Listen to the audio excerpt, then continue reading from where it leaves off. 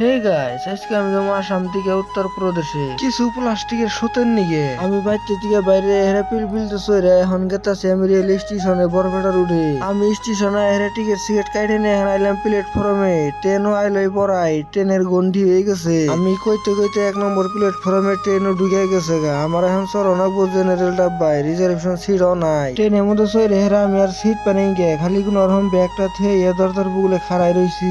আমার জেনারেলে যাওয়াটা খুবই ভালো লাগে, কিন্তু আমারও তো আয়েস করে কোনো হানা যাবার মন ধরে না, একটু কষ্ট করে যাওয়াটা খুবই ভালো।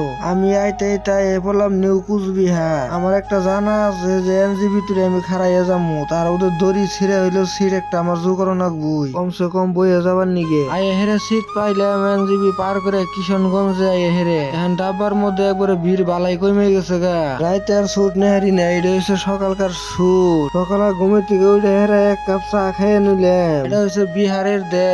সকালবেলা গুনি গুনি বৃষ্টি পড়তেছে, ঠান্ডা ঠান্ডা বাতাস চালাইতেছে। আমি আর 2-3 ঘন্টা গেলে বাদা উত্তরপ্রদেশে ঢুকমু। এটা হচ্ছে উত্তরপ্রদেশের বক্সার একটা স্টেশনের নাম। এনতিকে আরো আমার 1.5 ঘন্টা টাইম লাগবো।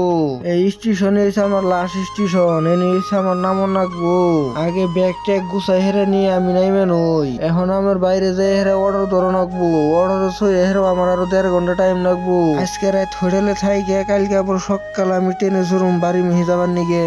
স্টেশনটা খুবই বড়, দেখলে খালি দেখ পারি মনে হয়, তাই একটু বাইরে হেরে একটা স্যুট নিয়ে নিলাম। 18 এখন আমি যাবো জাগার মতন যাই হেরে আমি একটা হোটেল ভাড়া করুম। হোটেলে রাত্রে থাইকে আমি সকালে যাবো হে প্লাস্টিকের সুতের বুগলে। এটা হচ্ছে সেই হোটেল। হোটেলে হেরে আমি রুম নিয়ে হাল দিছি ভাড়া করে। ঘুমে চোখে দেখতেছি না, এখন কাপড় চোপড় খুইলে আমি একটা ঘুম দুমু। এই হোটেলের সিট হয়েছে সব হোস্টেলে না গালাই, মনে হয় যে হোস্টেলে পড়বার নিয়ে গেছি আমি। আর এই সিটটা হয়েছে আমার সিট মাঝখানের ডা। আজকে আর বেশি লম্বা করলাম না, আজকের মতন এই তুই।